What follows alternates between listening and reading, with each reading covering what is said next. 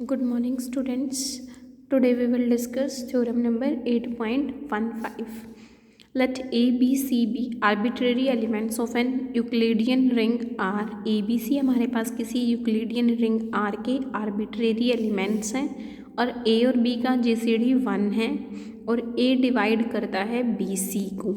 तो हमें प्रूव करना है कि A डिवाइड करेगा C को। देखो यहाँ पे हो क्या रहा है कि A दो नंबर्स की प्रोडक्ट को डिवाइड करता है और इस A का इन दोनों में से किसी एक B के साथ GCD 1 है, तो ये A दूसरे नंबर को डिवाइड करेगा। प्रूफ में देखो, अगर A और B का GCD 1 है तो इस 1 को मैं A B के मल्टीपल के सम की फॉर्म में लिख सकती हूँ। तो यहाँ से हमारे पास M और N दो एलिमेंट्स रिंग R से ऐसे आएंगे कि हम 1 को लिख सकते हैं MA प्लस NB की फॉर्म में। बोथ साइड्स C से मल्टीप्लाई कर देंगे तो MAC plus NBC is equals to C के इक्वल। हमें गिवन था कि A डिवाइड करेगा BC को। अगर A BC को डिवाइड करता है तो इस BC को मैं A के मल्टीपल की फॉर्म में लिख सकती हूँ। So BC can be written as multiple of A where this multiple T belongs to R। अब हमने BC को यूज़ कर लिया AT। इस इक्वेशन के अंदर BC की वैल्यू को यूज़ करेंगे MAC as it is, N as it is, BC की जगह हम यूज़ करते हैं AT को। तो पूरे में से हमारा A कॉमन आ जाएगा, means MC plus NT into A is equals to C। अब यहाँ से C को हमने लिख दिया A के मल्टीपल की फॉर्म में, और अगर किसी नंबर को A के मल्टीपल की फॉर्म में लिखे तो ये नंबर इस नंबर को जरूर डिवाइड करेगा। सो यहाँ से A किसको डिवाइड कर देगा? C को, क्योंकि यहाँ पे हम C को A के मल्टीपल की फॉर्म में लिख रहे हैं। A के मल्टीपल की फॉर्म में लिखा तो A नंबर इस C को जरूर डिवाइड करेगा। नेक्स्ट थ्योरम हमारे पास है 8.16। If R is a principal ideal domain then any two non zero elements A B belongs to R have a LCM। R हमारे पास एक प्रिंसिपल आइडियल डोमेन है, तो हमें प्रूव करने हैं कि इसके दो नॉन ज़ीरो एलिमेंट्स का LCM जरूर एग्जिस्ट करेगा।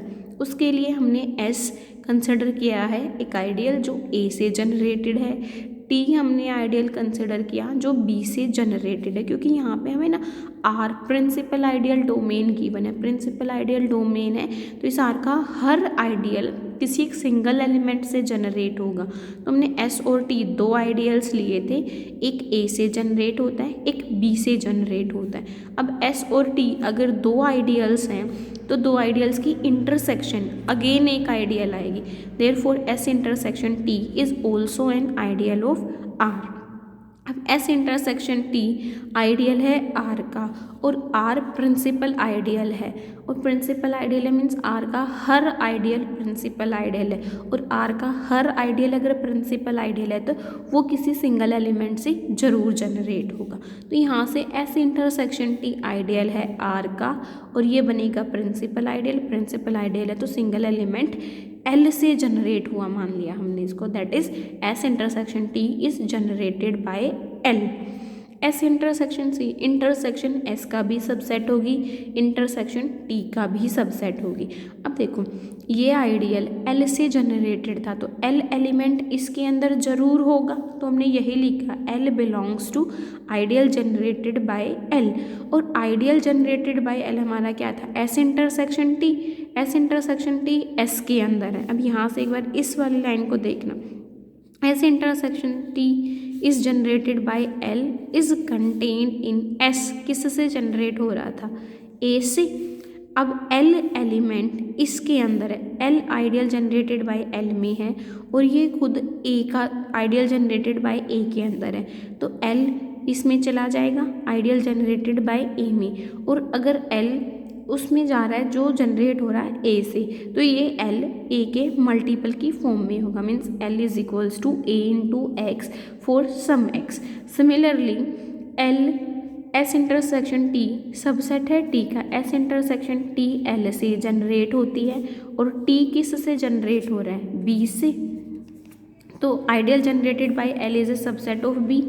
L element ideal generated by L में है और ये इसका सबसेट है, तो एल किस में चला जाएगा, आइडियल जनरेटेड बाय बी में। और एल अगर आइडियल जनरेटेड बाय बी में है तो ये एल एलिमेंट इस बी के मल्टीपल की फॉर्म में ही लिखा जाएगा। So L is equals to B into Y for some Y belong Y. अब देखो यहाँ से एल ए के मल्टीपल की फॉर्म में है तो ये ए इस एल को जरूर डिवाइड करेगा। ऐसे ही एल बी के मल्टीपल की फॉर्म में है तो ये बी एल को जरूर डिवाइड करेगा। अब इसमें हमें क्या प्रूव करना है, हमें दिखाना है कि एल जो है वो एलसीएम आ जाए ए और बी का। और एल ए बी का एलसीएम कब होगा, फर्स्ट तो ए और बी दोनों एल को डिवाइड करते हुए होने चाहिए। और हमारे पास कोई दूसरा नंबर सी आ जाए कि ए सी को भी डिवाइड करे और बी भी सी को डिवाइड करे। और अगर ये एल इस सी को डिवाइड कर जाए तो ये इस एल को हम बोलेंगे ए बी के लिए एलसीएम बन जाएगा। मीन्स किसी नंबर एल को दो नंबर्स का एलसीएम कब बोलते हैं, एक तो ये दोनों नंबर्स उस नंबर को डिवाइड करें और अगर हमारे पास कोई तीसरा नंबर सी है जिसको ए और बी दोनों ही डिवाइड करते हैं तो ये एल भी सी को डिवाइड करेगा। अगर एल सी को डिवाइड कर जाए तो एल ए बी का एलसीएम बनेगा। तो यहाँ पे हमने ये तो दिखा दिया कि ए और बी दोनों एल को डिवाइड करते हैं। अब हम ये शो करेंगे कि एल किसी सी नंबर को भी डिवाइड करेगा। ये शो करने के लिए हम लेके चले कि ए सी को भी डिवाइड करता है और बी भी सी को डिवाइड करता है। अब देखो अगर ए सी को डिवाइड करता है तो सी को ए के मल्टीपल की फॉर्म में लिख सकते हैं। ऐसे ही बी सी को डिवाइड करता है तो सी को बी के मल्टीपल की फॉर्म में भी लिखा जा सकता है, जहाँ पे ये यू और वी मल्टीपल्स हैं। कहाँ से आएंगे, रिंग आर से। अब सी को अगर मैंने ए के मल्टीपल की फॉर्म में लिखा है तो ये C element ideal generated by ए में चला जाएगा। ऐसे ही सी को हमने बी के मल्टीपल की फॉर्म में लिखा है तो ये C element ideal generated by B में चला जाएगा। और आइडियल जनरेटेड बाय ए क्या था, S. Ideal generated by B क्या था, टी। मीन्स सी एस में है, सी टी में भी है तो सी एस और टी दोनों की इंटरसेक्शन में भी चला जाएगा। और एस इंटरसेक्शन टी किस से जनरेट हुआ था, एल से। अब C ideal generated by L में अगर है तो सी एल के मल्टीपल की फॉर्म में लिखा जाएगा। Means C is equals to lambda into L. अब अगर सी को मैंने एल के मल्टीपल की फॉर्म में लिख दिया तो ये एल इस सी को जरूर डिवाइड करेगा। अब अगर एल सी को डिवाइड करता है तो एल क्या बन जाएगा, LCM of A and B. और यही हमें शो करना था कि ए और बी का एलसीएम जरूर आएगा। अब हम डिस्कस करेंगे थ्योरम नंबर 8.17। देखो क्या कहता है थ्योरम में, an ideal S of an Euclidean ring R is maximal if and only if S is generated by some prime element of R. ये कहता है रिंग हमारे पास यूक्लिडियन रिंग है, इसका आइडियल एस अगर मैक्सिमल है तो वो किसी प्राइम नंबर से जनरेटेड होगा। और अगर वो आइडियल किसी प्राइम नंबर से जनरेटेड है तो वो एस आइडियल मैक्सिमल आइडियल बनेगा। Theorem if and only if में है तो पहले हम मान के चलेंगे कि आइडियल हमारा मैक्सिमल है और हम प्रूव करके दिखाएंगे कि वो किसी प्राइम नंबर से जनरेटेड है। करते हैं शुरू। Since every Euclidean ring is a principal ideal ring, हर Euclidean ring principal ideal ring होती है। और अगर प्रिंसिपल आइडियल रिंग है तो उसका हर आइडियल प्रिंसिपल आइडियल होगा। Therefore every ideal of R is a principal ideal. और अगर हर आइडियल प्रिंसिपल आइडियल है तो वो किसी ना किसी सिंगल एलिमेंट से जरूर जनरेट होगा। Thus every ideal S of R is generated by some element A belongs to R. That is हमने कंसिडर किया कि एस किसी सिंगल एलिमेंट ए से जनरेट हो रहा है। Let ideal S is maximal. अब हम मान के चलते हैं कि ये आइडियल एस मैक्सिमल है। हम प्रूव करके दिखाएंगे कि ये ए जो है जिससे जनरेट हो रहा है ये एक प्राइम नंबर है। अब हमें शो तो करना है कि ए प्राइम नंबर है, बट हम इसका उल्टा मान के चलेंगे। Then we are to show that A is a prime element, let if possible A be not a prime element. हमने माना कि ए प्राइम नहीं है। अगर ए प्राइम नहीं है तो वह कंपोजिट नंबर आएगा। मीन्स ए को मैं दो नंबर्स के मल्टीपल की फॉर्म में लिख सकते हैं, जहाँ पे बी और सी दोनों हमारे यूनिट नहीं होंगे रिंग आर के। A is equals to B into C. अगर ए प्राइम नहीं है तो ए को मैं दो नंबर्स के मल्टीपल की फॉर्म में लिखूंगी, जहाँ पे ये दोनों नंबर्स यूनिट नहीं होंगे रिंग आर के। अब देखो, अगर ए बी इंटू सी की फॉर्म में लिखा हुआ मीन्स ए को मैंने बी के मल्टीपल की फॉर्म में लिख दिया, तो ये बी ए को जरूर डिवाइड करेगा। सो नेक्स्ट लाइन हमने यही लिखी है कि बी डिवाइड्स ए। अगर बी ए को डिवाइड करता है तो ए से जनरेटेड आइडियल सबसेट बनेगा आइडियल जनरेटेड बाय बी का।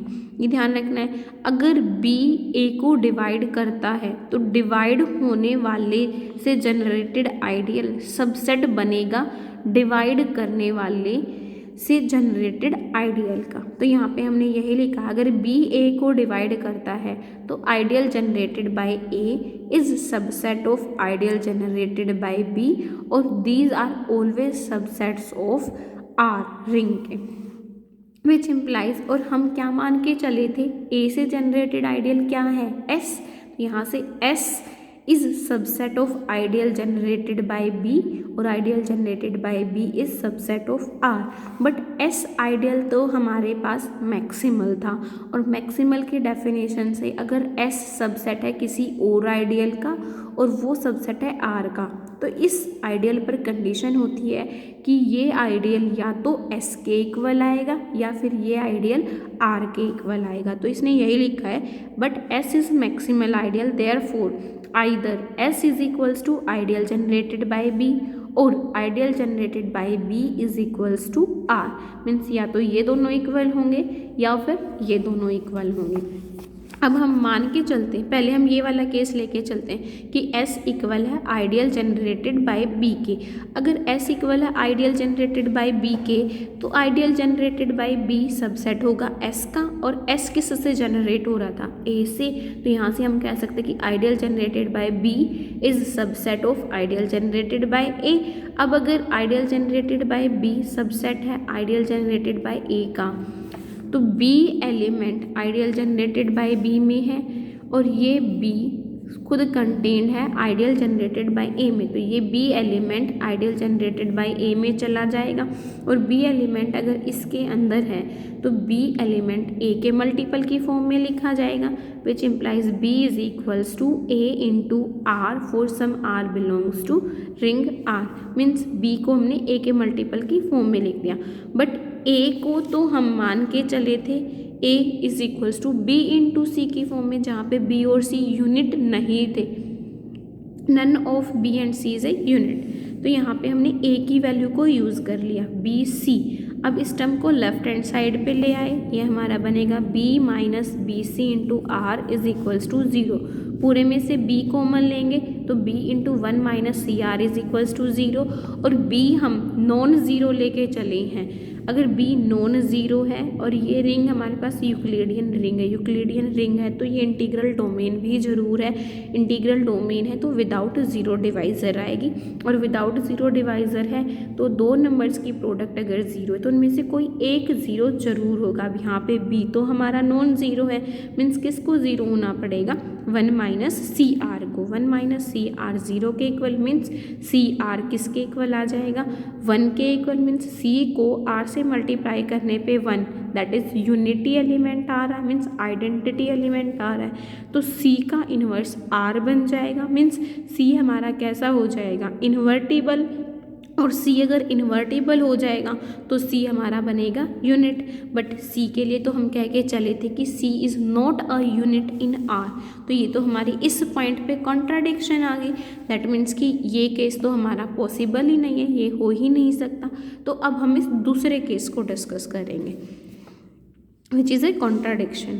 Therefore, S is not equals to ideal generated by B and we consider the case।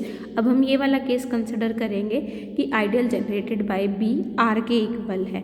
अब 1 एलिमेंट रिंग के अंदर है, अगर 1 रिंग के अंदर है और R ideal generated bye B के इक्वल है तो 1 इसके अंदर जरूर जाएगा, और 1 अगर आइडियल जनरेटेड बाय B का एलिमेंट है तो 1 बी के मल्टीपल की फॉर्म में ज़रूर लिखा जाएगा।